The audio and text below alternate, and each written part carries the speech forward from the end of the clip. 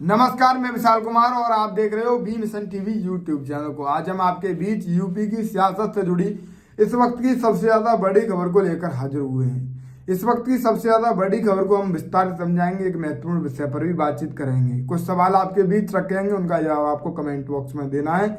Video शुरू करने से पहले मेरा आपसे निवेदन है, इस वीडियो को ज्यादा से ज्यादा शेयर करें और इस वीडियो में आखिरी तक अवश्य बने रहें। तो आइए हम आपको पूरी खबर विस्तार समझाते हैं। जैसा कि हम आपको बताने की कोशिश करें, कल बीएसपी अध्यक्ष मायावती के द्वारा कल 27 मार्च को बीएसपी के प्रदेश कार्यालय पर एक समीक्षा बैठक बुलाई गई थी। वो समीक्षा बैठक थी बसपा से संबंधित, यानी कि बहुजन समाज पार्टी की उत्तर प्रदेश के विधानसभा चुनाव में क्यों करारी हार हुई, इस सब का समीक्षा करना चाहती थी मायावती जी। इसलिए मायावती ने तमाम जो 403 विधानसभा के प्रत्याशी लड़े थे विधानसभाओं में, उनको बुलाया, कोऑर्डिनेटरों को बुलाया, छोटे से लेकर बड़े पदाधिकारी को बीएसपी मायावती ने अपने लखनऊ प्रदेश कार्यालय पर बुलाया।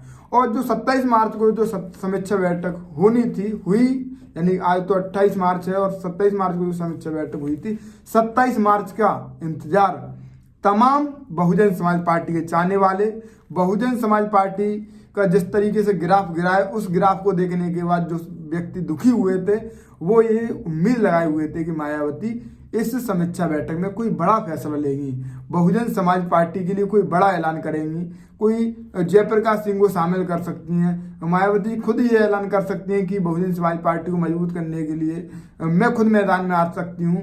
तो इन सभी का कोई भी मायावती ने कोई फैसला नहीं लिया। जिस तरीके से समाज उम्मीद लगाए हुआ था कि जयप्रकाश शामिल करें, तो मायावती इन सभी फैसलों पर बिल्कुल भी खरी नहीं उतरी। मायावती जी से जो समाज के व्यक्ति उम्मीद लगाए बैठे थे, उन उम्मीदों पर मायावती जी कल समीक्षा बैठक में बिल्कुल भी खरी नहीं उतरी। और मैं आपसे पूछना चाहता हूँ, कल मायावती ने कौन सा बड़ा फैसला लिया, क्या बदलाव बहुजन समाज पार्टी में किए? जिस तरीके से प्रचार प्रसार किया जा रहा था बीएसपी के पदाधिकारियों द्वारा कि मायावती 27 मार्च को समीक्षा बैठक करेंगे, ये बड़ा ऐलान होगा, ये छोटा बड़ा ऐलान होगा, फलाना ठिकाना होगा, पर साथियों 27 मार्च को हुआ क्या? वही हुआ। आज 1-2 घंटा मीटिंग चली, फिर सभी पदाधिकारियों को घर भेज दिया गया, कोई छोटा बड़ा बदलाव नहीं हुआ, कोई बदलाव नहीं हुआ, ना ही कोई समीक्षा हुई। मायावती जैसे प्रेस नोट में एक ऐलान किया गया था, जब 403 विधानसभा के प्रत्याशियों को बुलाया जाएगा, उनसे राय ली जाएगी और उनसे पूछा जाएगा बहुजन समाज पार्टी क्यों हारी।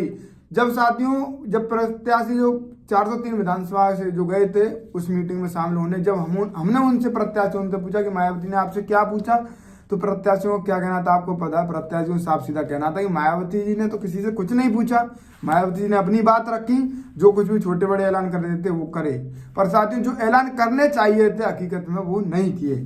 साथियों तमाम लोग बीएसपी सुप्रीमो मायावती जो समीक्षा बैठक थी उस पर सवाल खड़ा करते हुए तमाम लोग कह रहे हैं, पहले चिड़िया की रखवाली करने के लिए बाज लगा दिए गए, बाज चिड़िया को खा गए और फिर समीक्षा बैठक बुलाई गई और बाजों को बुलाया गया और उनसे पूछा जा रहा है कि चिड़िया कैसे खत्म हुई।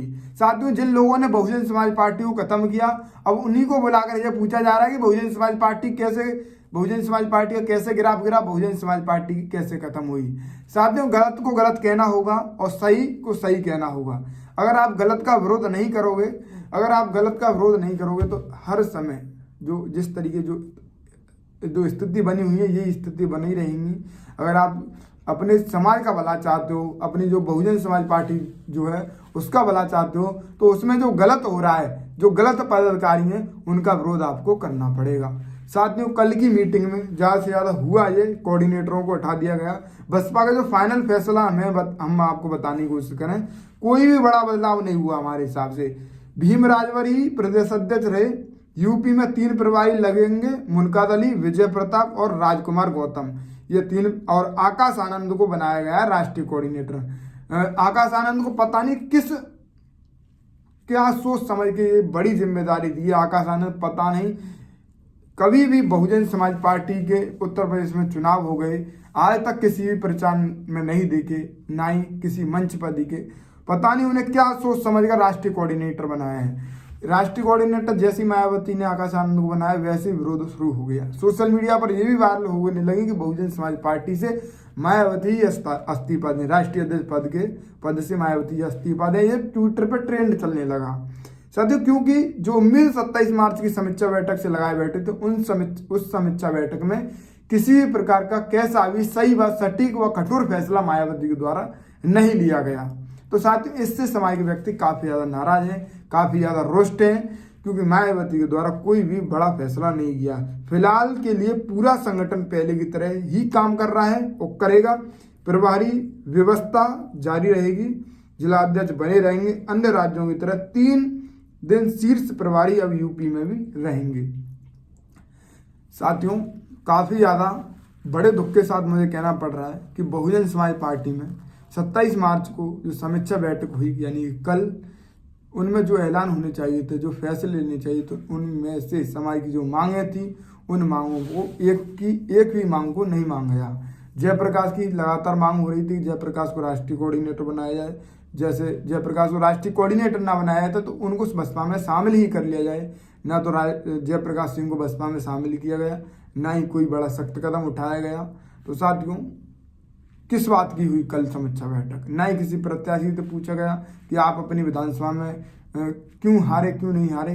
किसी प्रत्याशी से एक भी बात नहीं हुई मायावती जी की। तो पता नहीं किस बात की समीक्षा बैठक की थी। इसका विरोध लगातार जारी है सोशल मीडिया पर। तमाम मायावती को चाहने वाले हैं, बसपा को जो चाहने वाले हैं, वो इसका विरोध कर रहे हैं, क्योंकि बेशक बसपा को वो समर्थक करते हैं, बसपा को उन्हीं ने ही खड़ा किया है। बसपा के जो समाज के लोग हैं, जाटव समाज के, तमाम दलित समाज के, उन्होंने अपना घर परिवार से चंदा दे देकर बसपा को खड़ा किया है। क्या आज वो सवाल नहीं कर सकते बसपा से? आज बसपा जब चुनाव होता है तब वो बसपा से सवाल करें तो बसपा के पदाधिकारी कहते हैं चुनावी माहौल है, माहौल खराब हो जाएगा, सवाल ना करें। जब मतदान हो तो माहौल खराब हो जाएगा, सवाल ना करें। अब रही क्या गया है बसपा से सवाल क्यों ना करें? तमाम लोग इस बसपा से सवाल कर रहे हैं। आपसे बसपा से आप क्या सोचते हो? बसपा किस तरीके से क्यों गिरफ्त में जा रही है? आप अपनी कमेंट में फिलहाल अपनी राय देना। आप देख रहे थे B mission TV YouTube channel को, और आप अपनी प्रतिक्रिया कमेंट में बता देना। कल की समीक्षा बैठक को लेकर देखने के बाद मायावती के फैसले जो इस तरीके से आए, उन फैसलों पर आप अपनी कमेंट में प्रतिक्रिया अवश्य देना। आप इस वीडियो को ज़्यादा से ज़्यादा शेयर करें। अगर आप चैनल पर नए हो, चैनल को सब्सक्राइब करें। धन्यवाद। जय भीम।